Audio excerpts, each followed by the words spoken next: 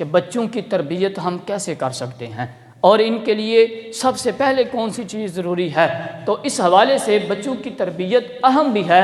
اور محنت کا کام بھی ہے۔ اس کے اندر محنت بھی لگتی ہے، توجہ بھی دینی پڑتی ہے۔ ایسا نہیں کہ انسان ایک آدھا دن جو ہے وہ بچوں پر توجہ دے اور یہ ذمہ داری پوری ہو جائے گی، نہ، بلکہ اس کے لیے فکر مند بھی ہونا پڑتا ہے، ہر وقت توجہ بھی رکھنی پڑتی ہے، منصوبہ بندی بھی کرنی پڑتی ہے، بلکہ اچھی تعلیم اور تربیت کے لیے جو ہے وہ گر بھی سیکھنے پڑتے ہیں کہ ہم نے اپنی اولاد کی کیسے تربیت کرنی ہے، کیونکہ اولاد کو دیکھ کر والدین کو سمجھ آنا چاہیے کہ اگر ہم اپنی اولاد کے سامنے ایسی بات کریں گے تو ہمارا بیٹا ہماری بیٹی جو ہے وہ آسانی کے ساتھ ہماری بات سمجھ جائیں گے۔ تو سب سے پہلی چیز جو ضروری ہے وہ عقائد کی تربیت دینا۔ جب بچے کو سمجھ بوجھ آنے لگتی ہے نا تو سب سے پہلے اسے بنیادی اسلامی عقائد سکھانا ضروری ہوتا ہے، یعنی اللہ رب العزت کے بارے میں ہمارا کیسا عقیدہ ہونا چاہیے، نبی پاک صلی اللہ تعالیٰ علیہ وسلم کے بارے میں ہمارا کیسا عقیدہ ہونا چاہیے، قرآن کے متعلق، انبیاء کے اور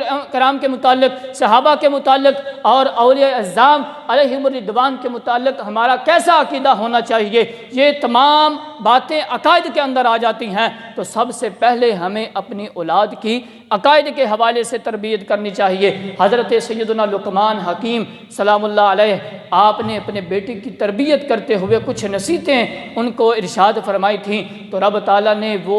2 نصیحتیں ان میں سے جو ہے وہ قرآن کے اندر بھی ارشاد فرمائی۔ اللہ رب العزت قرآن مجید کے اندر ارشاد فرماتا ہے، حضرت سیدنا لقمان رحمۃ اللہ تعالیٰ علیہ نے جو اپنے بیٹے کو نصیحت کی تھی، انہوں نے فرمایا تھا، یا بنیا لا تشرک باللہ ان الشرک لظلم عظیم، اے میرے بیٹے اللہ کے ساتھ کبھی کسی کو شریک نہ ٹھہرانا، یقیناً شرک بہت بڑا ظلم ہے۔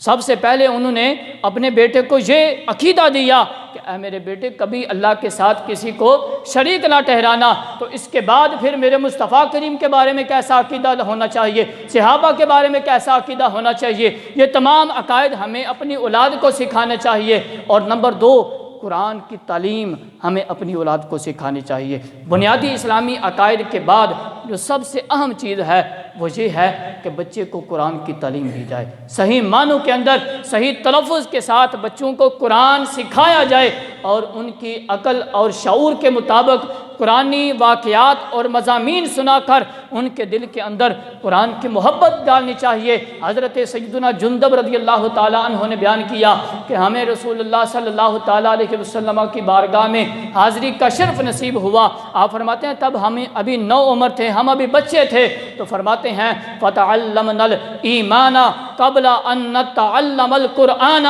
ہم نے سب سے پہلے ارکان ایمان سیکھے، پھر قرآن مجید کا علم حاصل کیا، اور آگے فرماتے ہیں ثُمَّ تَعَلَّمْنَا الْقُرْآنَ فَأَزْدَدْنَا بِهِ إِيمَانًا، پھر قرآن کی برکت ایسے ہوئی، پھر قرآن کی برکت کی وجہ سے، قرآن کی تعلیم کی وجہ سے ہمارے ایمان کے اندر مزید اضافہ ہوتا چلا گیا۔